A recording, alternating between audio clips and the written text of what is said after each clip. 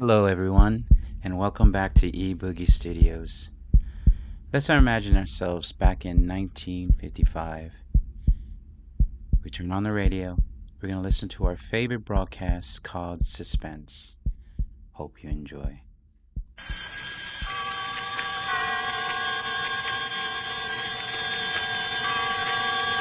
The Columbia Network takes pleasure in bringing you Suspense.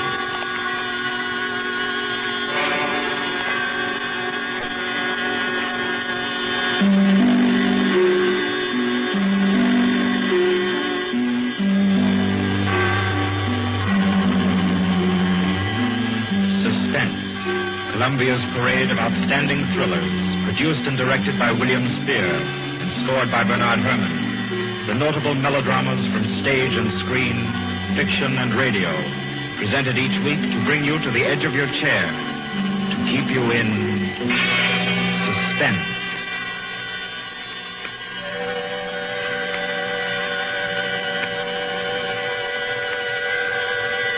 Good evening. This is Orson Welles. I'm very happy I am to be back in the United States and back on the Columbia Network, even for so short a visit as this one. Back with old friends like Johnny Dietz, who's tonight's director, and Bernard Herrmann.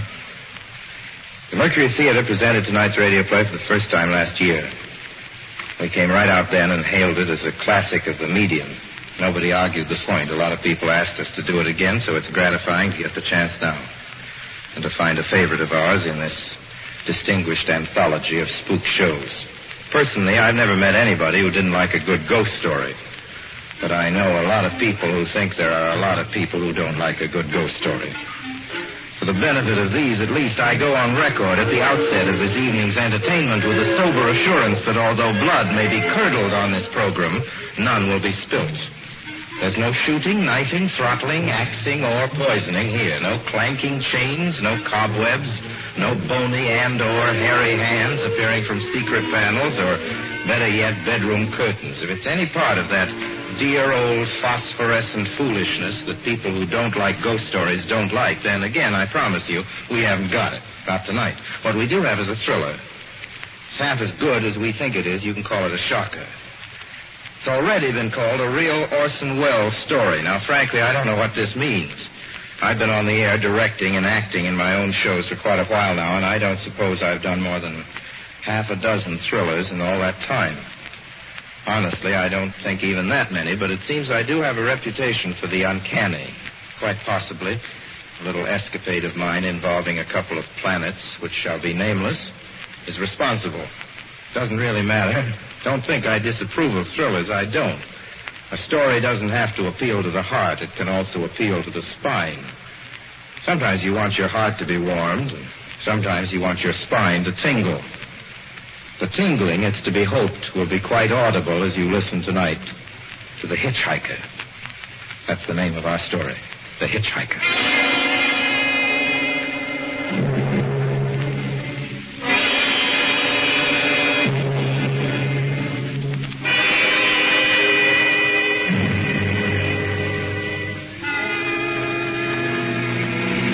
Camp on Route 66, just west of Gallup, New Mexico. If I tell it, perhaps it'll help me. Keep me from going crazy. I gotta tell this quickly. I'm not crazy now. I feel perfectly well, except that I'm running a slight temperature. My name is Ronald Adams. I'm 36 years of age, unmarried, tall, dark, with a black mustache. I drive a 1940 Buick, license number 6Y175189. I was born in Brooklyn. All this I know. I know that I'm at this moment perfectly sane. That it's not me who's gone mad. It's something else. Something utterly beyond my control. I'd love to speak quickly. At any minute, the link may break. This may be the last thing I ever tell on Earth. The last night I ever see the stars. 6 days ago, I left Brooklyn to drive to California. Goodbye, son. Good luck to you, my boy. Goodbye, Mother. Here, give me a kiss, and I'll go. I'll come out with you to the car. Oh, no, it's raining. Stay here at the door. Hey, what's this? Tears? I thought you promised me you wouldn't cry. Oh, I know, dear. I'm sorry. But I do hate to see you go. I'll be back. It'll only be on the coast 3 months. Oh, it isn't that. It's just the trip. Ronald, I wish you weren't driving. Oh, Mother, there you go again. People do it every day. I know, but you'll be careful, won't you? Promise me you'll be extra careful. Don't fall asleep or drive fast or pick up any strangers on the road. Oh, gosh. I think I was still 17 here, you two. Oh. And why? I mean, as soon as you get to Hollywood, won't you, son? Of course I will. Don't you worry. There's nothing going to happen. It's just 8 days of perfectly simple driving on smooth, decent, civilized roads with a hot dog or a hamburger stand every 10 miles.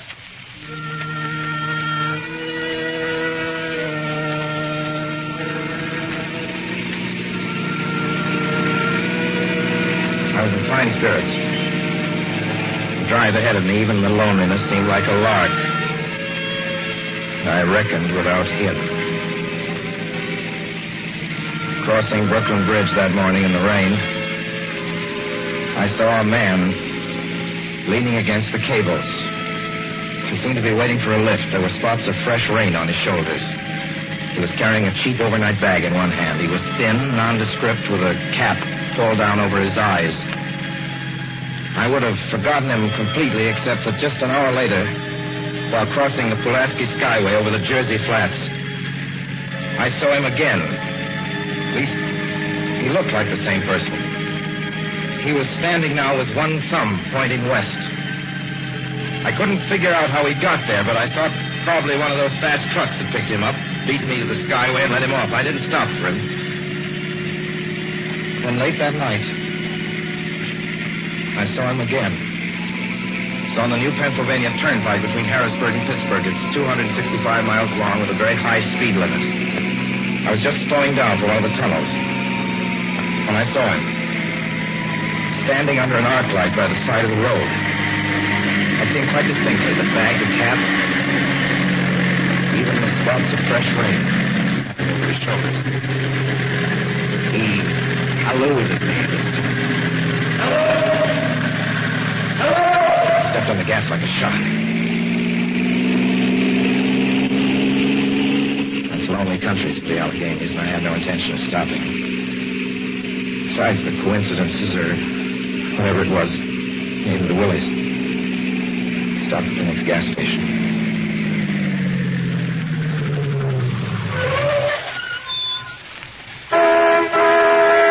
Yes, sir.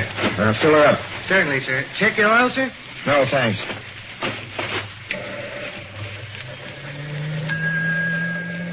Nice night, isn't it? Yes. It hasn't been raining here recently, has it? Not a drop of rain all week. Oh? Oh, I suppose that doesn't done your business any harm. Oh, people drive through here all kinds of weather. Mostly business, you know. There aren't many pleasure cars out on the turnpike this season of the year. I suppose not. What about hitchhikers? Hitchhikers here? What's the matter? Don't you ever see any? Not much. If we did, it'd be a sight for sore eyes. Why? Oh, guy'd be a fool who started out to hitch rides on this road. Look at it. Then, you've never seen anybody? No. Maybe they get the lift before the turnpike starts. I mean, you know, just before the toll house. But then it'd be a mighty long ride. Most cars wouldn't want to pick up a guy for that long a ride. And you know, this is pretty lonesome country here. Mountains and woods. You ain't seen anybody like that, have you? No. Oh, no, not at all. It's just a technical question. I see. Well, that'll be just $1.49 with the tax.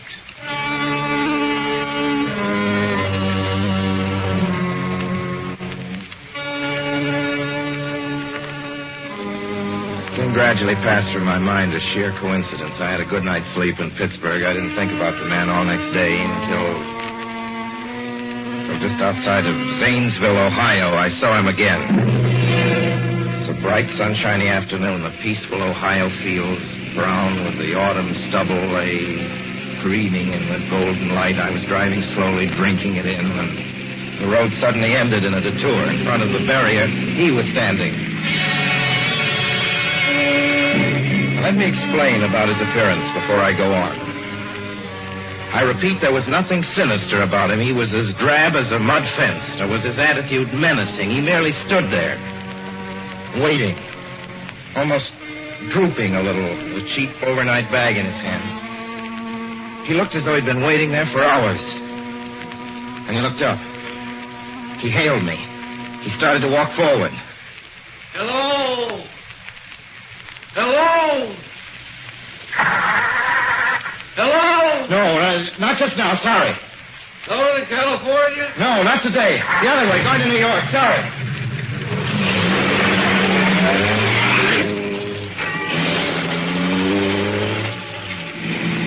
After I got the car back on the road again, I felt like a fool. Yet the thought of picking him up, of having him sit beside me, was somehow unbearable. At the same time, I felt more than ever unspeakably alone.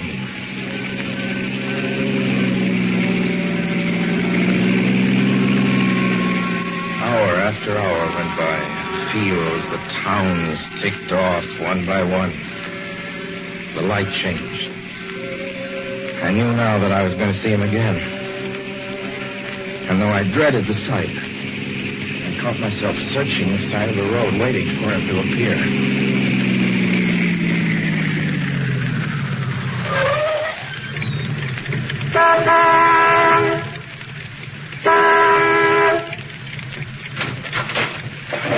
Yeah, what is it?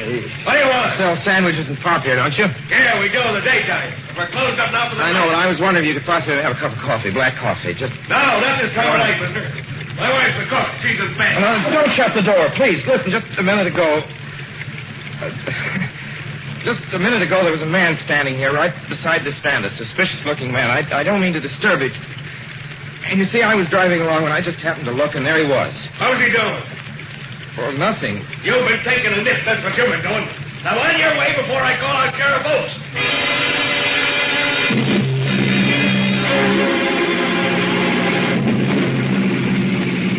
I got into the car again and drove on slowly. It's beginning to hate the car. If I could have found a place to stop, to rest a little. I was in the Ozark Mountains of Missouri now. Few resort places there were closed, only an occasional log cabin, seemingly deserted. That's all that broke the monotony of the wild, wooded landscape. I had seen him at that roadside stand. I knew I'd see him again. Maybe at the next turn of the road. I knew that when I saw him next, I would run him down.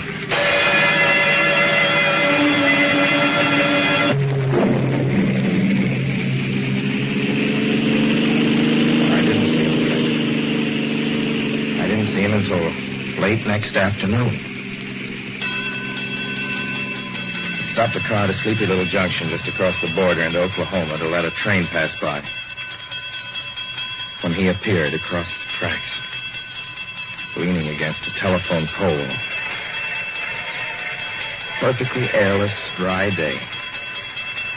The red clay of Oklahoma was baking under the southwestern sun. Yet there were spots of fresh rain on his shoulders. I couldn't stand that. Without thinking, blindly, I started the car across the tracks. He didn't look up at me. He was staring at the ground. I stepped on the gas hard, turning the wheel sharply toward him. I could hear the train in the distance now, but I didn't care then. Something went wrong with the car. The train was coming closer. I could hear its bell ringing and the cry of its whistle. Still, he stood there. And now I knew that he was beckoning me to my death.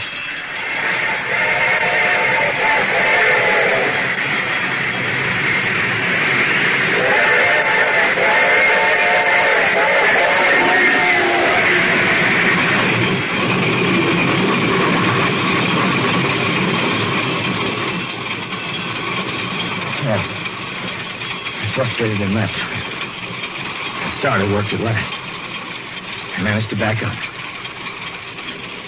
When the train passed, he was gone. I was all alone in the hot, dry afternoon. After that, I knew I had to do something. I didn't know who this man was, or what he wanted of me. I only knew that from now on, I mustn't let myself alone on the road for 1 minute. Hello there. Like a ride? Well, what do you think? How far are you going? Where do you want to go? Amarillo, Texas. I'll drive you there. Gee.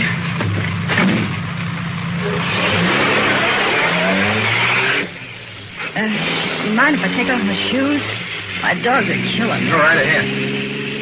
Oh, gee, what a break this You hitchhike much? Sure, only it's tough sometimes in these great open spaces to get the break. I should think it would be, though I'll bet you get a good pickup in a fast car. If you did, you could get places faster than, say, another person in another car, couldn't you? I don't get you.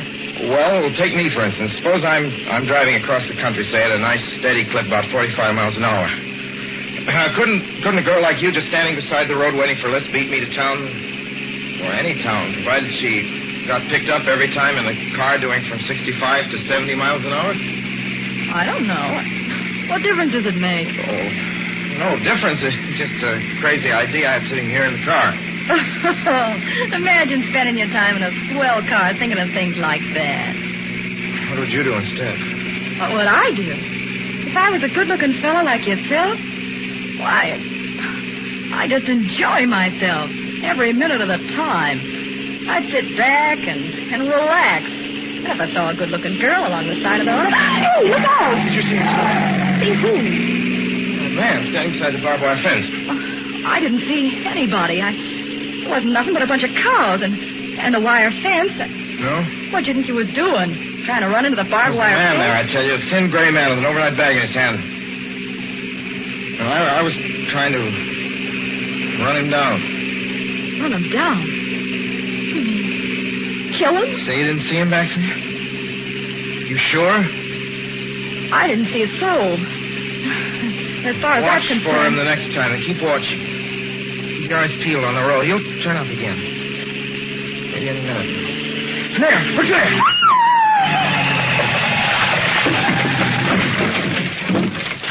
How does this door work? I'm getting out of Did you see him here. that time? No, I didn't see him that time. And personally, mister, I don't expect never to see him.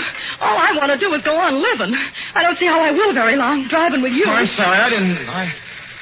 I don't know what came over me. Please don't go. So if you'll excuse me... You can't go. Listen, how would you like to go to California? I'll drive you to California. Seeing pink elephants all the way? No, thanks.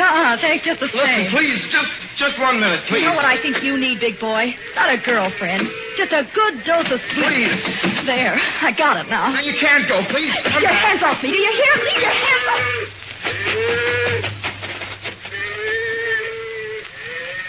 She ran from me. As though I were a monster. 2 minutes later, I saw a passing truck pick her up. I knew then that I was utterly alone. It was in the heart of the great Texas prairies. There wasn't a car on the road after the truck went by. I tried to figure out what to do, how to get hold of myself. If I could find a place to rest, or even if I could sleep right here in the car for a few hours along the side of the road. I was getting my winter overcoat out of the back seat to use as a blanket when I saw him coming toward me, emerging from the herd of moving steer. Hello?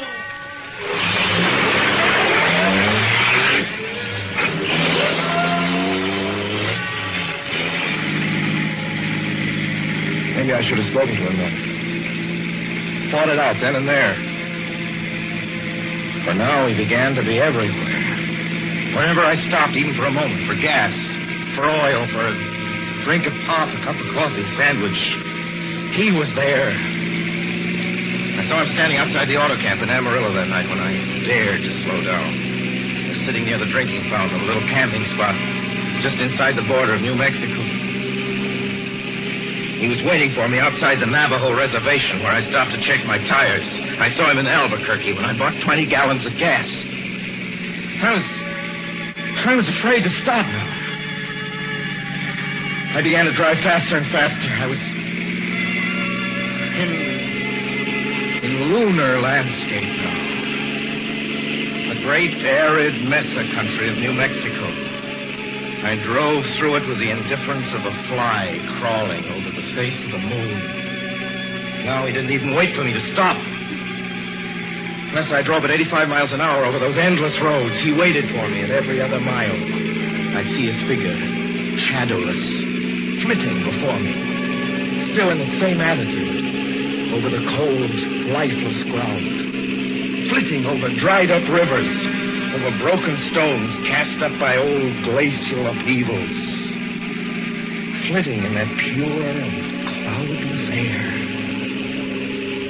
I was beside myself when I finally reached Gallup, New Mexico this morning. There's an auto camp here. Cold, almost deserted this time of year. I went inside and asked if there was a telephone. I had the feeling that if only I could speak to someone familiar, someone I loved, I could pull myself together.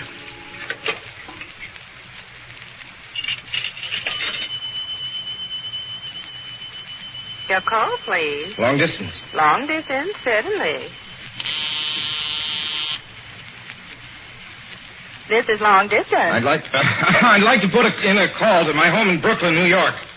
I'm Ronald Adams. The number is Beechwood 20828. Certainly, I will try to get it for you. Albuquerque, New York for Gallup. New York. Gallup, New Mexico, calling Beechwood 20828. I'd read somewhere that love could banish demons. It's the middle of the morning. I knew Mother'd be home. I pictured her tall and white-haired in her crisp house dress, going about her tasks.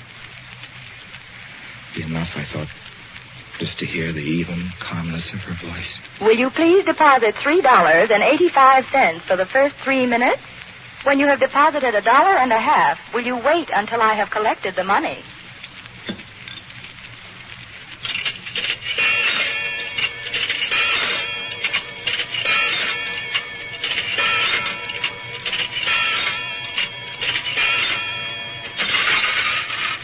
All right, deposit another $1.50.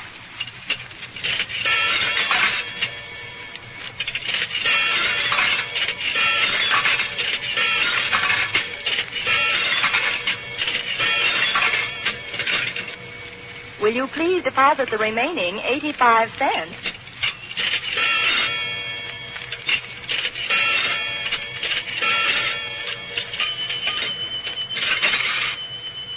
Ready with Brooklyn. Go ahead, please. Hello?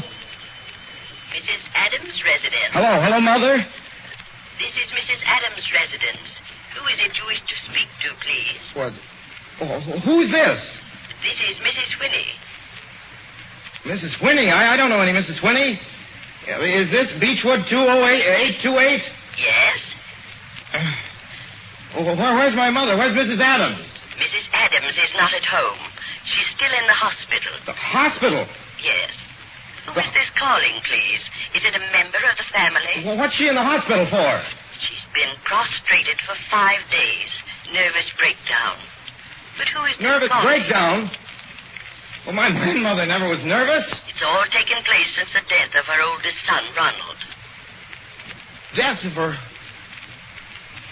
her oldest son, Ronald? Hey, what's this? What number is this? This is Beechwood 20828. It's all been very sudden. He was killed just 6 days ago in an automobile accident on the Brooklyn Bridge. Your 3 minutes are up, sir. Your 3 minutes are up, sir. Your 3 minutes are up, sir.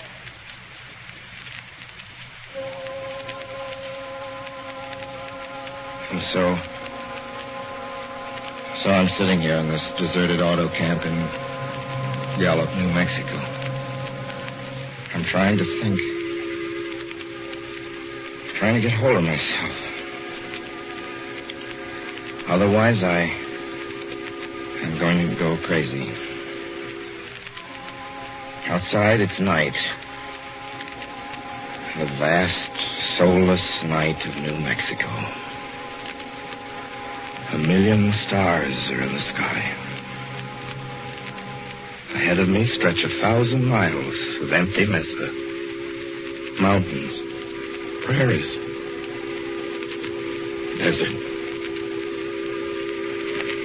Somewhere among them, he's waiting for me. Somewhere I shall know who he is and who I am.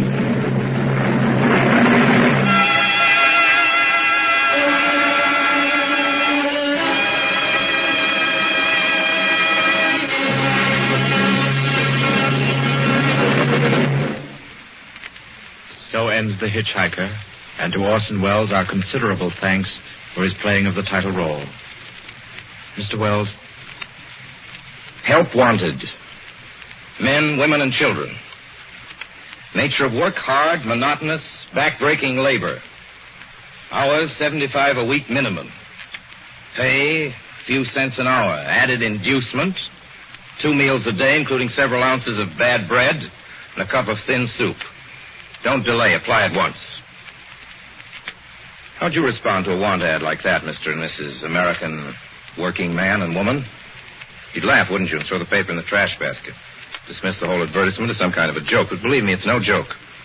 It's a simple statement of the working conditions that exist today in Nazi Germany and the conquered countries under Nazi rule. It's also an exact statement of the working conditions that will be imposed on you and every member of your family if the Nazis win this war. You yourself personally can stop them from winning, as you know. You don't have to give up your well-paid job to do it. You needn't have to be a soldier or a sailor or an airman or a nurse or a war worker to ensure American victory. Uncle Sam doesn't ask plain, ordinary, hard-working citizens like you to give him anything. All he does ask very seriously and very urgently is that you loan him 10 cents out of every dollar you make.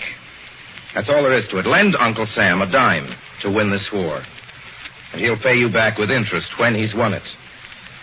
The easiest, most convenient way to lend him these dimes is to enroll in the payroll savings plan. Just tell your boss to deduct 10 cents from every dollar he pays you and lend it to Uncle Sam in your name. Sign up for this simple savings plan today, and when victory comes, you'll have war bonds in your pockets instead of Axis bonds on your wrists. Suspense will be heard again 2 weeks from tonight. Next Wednesday night, September 9th, the Columbia Broadcasting System will present over many of these stations at 9:30 p.m. Eastern Wartime an address by W. Averell Harriman, the United States Lend-Lease Administrator in London.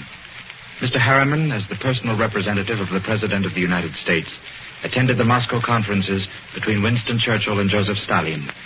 Next Wednesday's broadcast will be Mr. Harriman's first public address since his return to this country. Suspense is produced and directed by William Spear. John Dietz was our guest director this evening. Tonight's radio drama was written by Lucille Fletcher. The original score was by Bernard Herrmann.